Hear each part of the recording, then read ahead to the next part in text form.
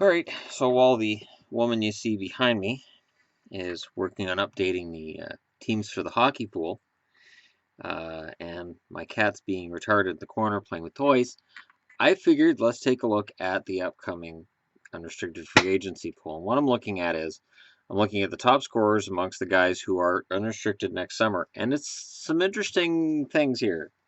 Sam Gagner of the Columbus Blue Jackets, a major part of that team's resurgence. 14 goals, 14 assists, 28 points in 34 games. His cap hit is 650 grand. I'm thinking he gets a raise next summer. But here's the thing. So Columbus got him at 650 grand because they didn't have cap room. If Sam Gagner is a smart player, and I think the guy is, he has to know he has a good thing in Columbus. So I figure next summer he signs for more money, but not as much as he could get anywhere else. Something like a 3-year contract for 10 million to stay in Columbus. Second on the list, going again by most points, is Alexander Radulov, who's got 8 goals in 35 games, 26 points, 5.75 million cap hit. If Montreal likes what he does, I could see him staying there for another year at that same cap hit. I don't think he gets a long-term deal based on his current production, but I don't think he gets thrown out of the NHL either. Third on the list is Joe Thornton with 25 points in 37 games, only 2 goals, but goals aren't his game anymore. He's 37, so if he wants to stay in the NHL, my guess is he takes a pay cut to do so. He takes a pay cut to stay in the NHL and to stay with San Jose. So I could see him taking $5 million a year for 2 years. Seriously, if he decides he's going to stick around anyways. Kevin Shattenkirk is the big name, big unrestricted free agent. He's 27 years old. St. Louis has him. 24 points in 37 games. 4.25 cap hit. His cap hit is going to go up. And it's going to go up probably to 6.5 million. And I don't know if he's going to be able. He's going to be one of those guys who's going to struggle to play for his contract. You got to make it worth their while. So, you know, he's going to end up in the 6.5 million, 7 million a year range, probably for 6 years, and it's going to be crazy for him. Next up on the list is Radim Verbata. Verbata, who is the best player for Arizona, and as I mentioned in a recent video, that's as damning as it is praising. He gets 1 million this year from Arizona. It's a show me contract. 24 points in 37 games. I say he stays in Arizona for another year. Probably gets a $2.5 million contract to stay there. Justin Schultz took all kinds of flack in Edmonton. All kinds. He reminds me of Larry Murphy in Toronto, or Luke Shen, or anybody in Toronto, really. Or half the defensemen have come through Edmonton. And Schultz is 24 points in 38 games. He's looked good. His 1.4 million is a steal. I say he doubles it in the offseason if he keeps this up and stays where he is in Pittsburgh. Yager's next up, 23 points in 38 games, 4 million cap hit. Cap hit's not completely out of line with his production, but him being 44 means that I honestly think Florida moves on at the end of this year. I think Florida moves on and they go with the younger players. If he gets another contract, I think it'll be probably for half of that 4 million, and it'll probably be in a place like Jersey. I can't see him getting very many chances.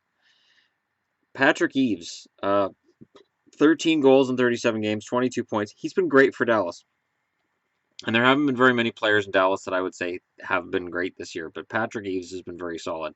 1 million is a steal. He at least doubles that in the offseason. And he'll be a very good signing somewhere. I could see him going to Florida to replace Yager. I could see that. And that would be a bad mix, bad move. But with his 13 goals, his 22 points, he's on pace for about 50. It's right in Florida's wheelhouse. His stats will be good, and they'll sign him for a value contract, and we'll see what happens. Andrei Markov, 5.75 million. He's only played 31 games. He's injured, and I think this will be his last year. I think if he plays again next year, I think it's in the KHL. If he comes back to the NHL, I don't know if Montreal gives him a contract. If they do, it's not for 5.75. It's for less money. So he'll have to show that it's not about money. And at 38 years of age, if he has any desire to play in front of his Russian counterparts and fans, he'll go home next year. Mike Ribeiro, everybody knows my feeling about Mike Ribeiro if they're long-term viewers. He's 36, he gets $3.5 million, 21 points in 36 games. His compensation's not out of line for his point total, but that 4 goals, that sticks out like a sore thumb. I honestly think he's going to get a $1 million a year show me contract next year, but I don't know where. But I don't see him getting a big contract. Next on the list with 21 points in 26 games, Thomas Vanek, who's had some injury issues, but he's looked decent for Detroit. The $2.6 million they're paying him is right about in line with what he's doing for them. If he opts to stay in Detroit, I think they give him another year, but we'll see. Mike Fisher in Nashville, he's got 20 points in 32 games. He's on pace for 20 goals and 40 points, and honestly having a pretty good year. Mr. Carey Underwood is doing well. His $4.4 million though does seem a bit high. I think if he comes back next year, he's 36. I think he takes maybe a 2-year contract at maybe $3 million per. Carey can pay the bills for a while because $3 million. I know you can't live on $3 million like you used to be able to. My heart bleeds for the guy. It really does. He gets to go home to Carey Underwood and he makes $4.4 million a year. So I really feel bad for the guy. But yeah, I think Fisher takes a pay cut if he decides to stick around. And I can't see him moving from Nashville because his wife makes damn good money in Nashville. TJ Oshie, 29 games, 11 goals, 18 points, $4.1 million. He's only 30 years old. That contract's in line. I think he stays about the same. TJ Oshie, I think, is going to be one of those July 1st signings somewhere. And there's going to be a lot of maybe a big brouhaha about what he brings. And I think he could be a disappointment next year. I could see him going back to St. Louis even. Next on the list, I don't think this guy hits the market. With 17 points in 38 games, $1.9 million cap hit. He's an unrestricted free agent this coming summer. Nick Bonino. I can't see Pittsburgh letting him get to UFA. I think Pittsburgh keeps him. I think Pittsburgh re-signs him. I think the playoffs are going to make a difference, but I think they realize they've got like the best third line option. I think he gets a raise to about $2.5 million a year next year, which is in line with what he's been able to do, and fantastic. Christopher Stieg, 27 games, 17 points, same totals as Bonino in fewer games, $925,000. It's a steal for what Versteeg's done this year. Versteeg's 30. He's capable of playing for at least, I'd say, a 3-year deal in his future, probably for $2.5 to $3 million a year. And where I'll finish this off, I'll do the guys who have 16 points, and then I'll finish the video with that. Patrick Marleau has 16 points in 37 games. It makes $6.666 million. He won't get that next year if he comes back next year. I don't think he comes back. I think this is Marleau's last year. Mark Streit's 39. I think this is his last year. He has 16 points in 31 games. Brian Gionta, he's 37, 16 points in 36 games. I think it's his last year.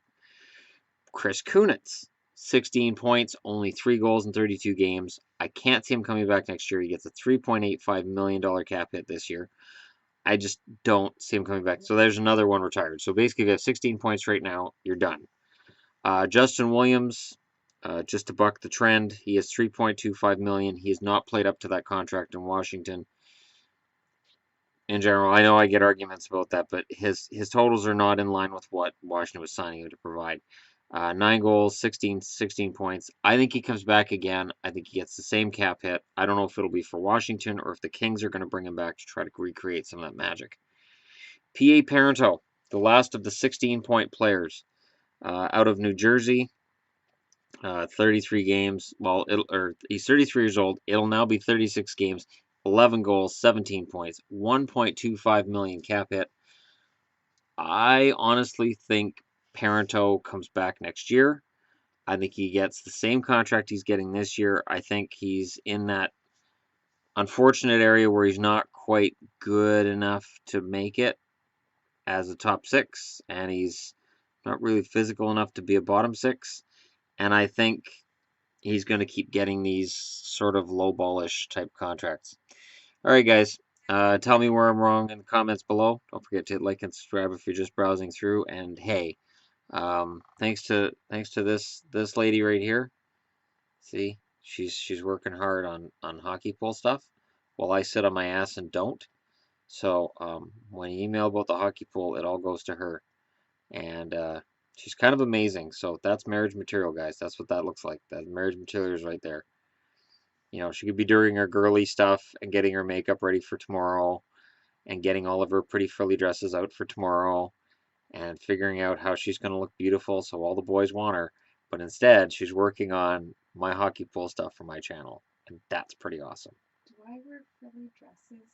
This isn't about what you wear. This isn't. Just saying. This that you're. I don't own frilly dresses. Pay no attention to the woman behind me. She doesn't know what she's talking about. She has no idea. Does this look like a frilly dress? You're in your pajamas. No, no. Are we having a fire drill tonight? Why wouldn't you be in your pajamas at bedtime if we're not having a fire drill? It'd be cruel in Arctic outflow weather. It's really cold. It's too cold for a fire drill. I'll let you guys know tomorrow how the fire drill went. But for now, for tonight, I'm done.